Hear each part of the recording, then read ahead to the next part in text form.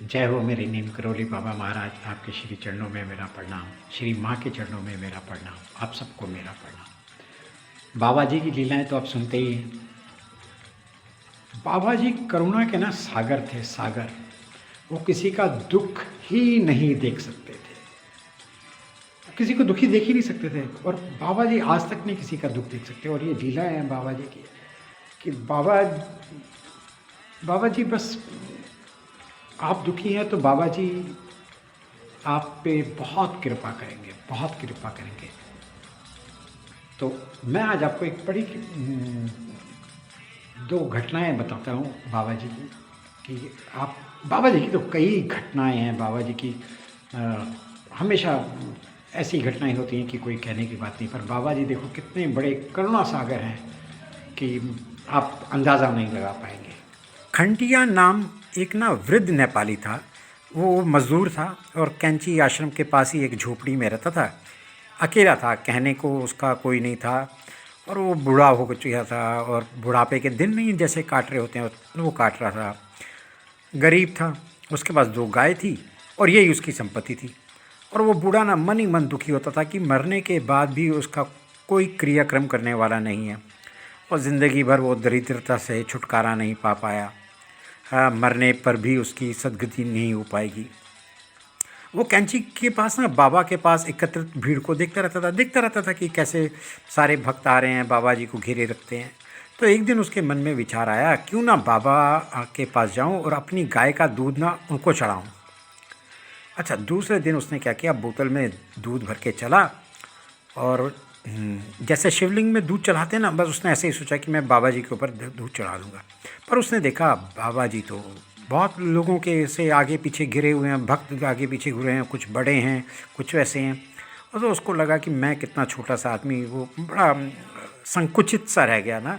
और उसने अपना इरादा छोड़ दिया और उसने ना उस दूध को उस समय ना, वो जो, जब आपने देखा होगा ना आश्रम जब पुल है जो पक्का है, तब वो लकड़ियों के बल्लियों के सहारे ना, लकड़ियों के पिलर के सहारे बंधा होता है। तो उसने वो दूध ना उस नदी में बहा दिया, वो जो नीचे से नदी जाती है उस पर बहा दिया और अपनी झोपड़ी पे वापस चला गया।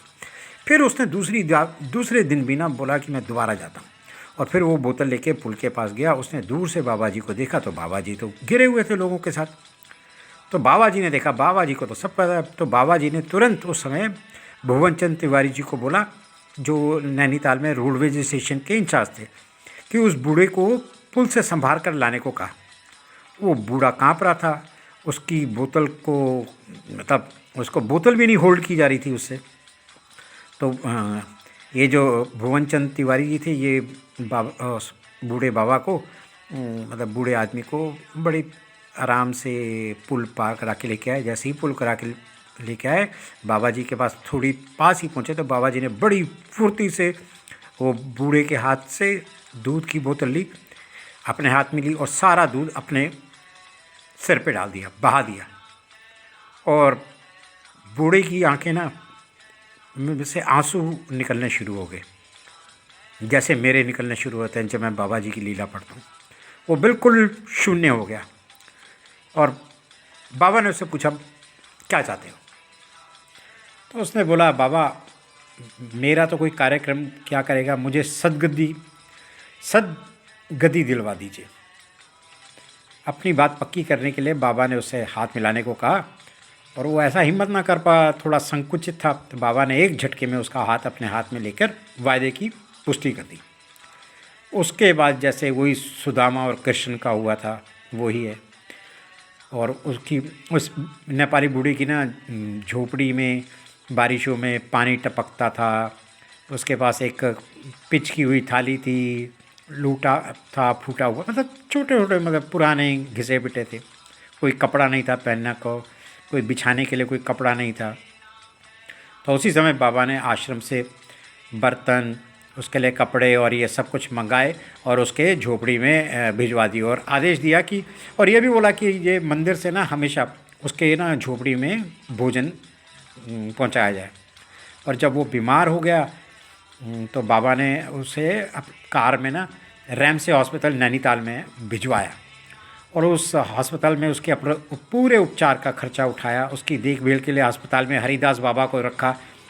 और जब उनका उस नेपाली बूढ़े का ना शरीर शांत हो गया, शरीर से प्राण चले गए, तो बाबा ने 13 व्यक्तियों को भेज के उसकी अंत्येष्टि क्रिया करवाई और आश्रम में ही उस क्षेत्र के मतलब नियम अनुसार उसकी 12वीं मनाई गई। ये है मेरे बाबा जी।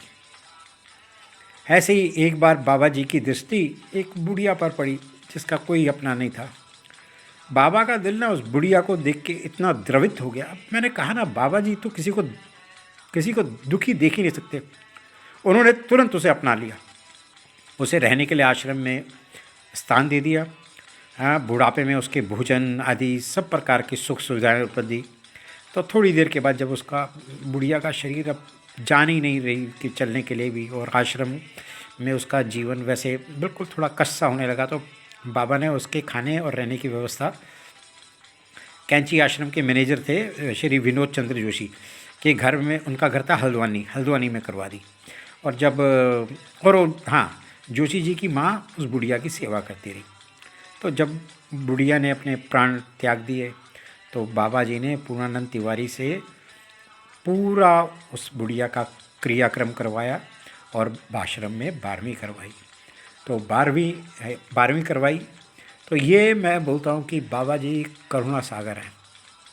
आई तो फील गूज बम्प, मतलब बाबा जी इतने करुणा सागर हैं। इसीलिए मैं कहता हूँ बाबा जी पे आस्था रखिए, बाबा जी आपके दुखों को बिल्कुल ठीक करेंगे।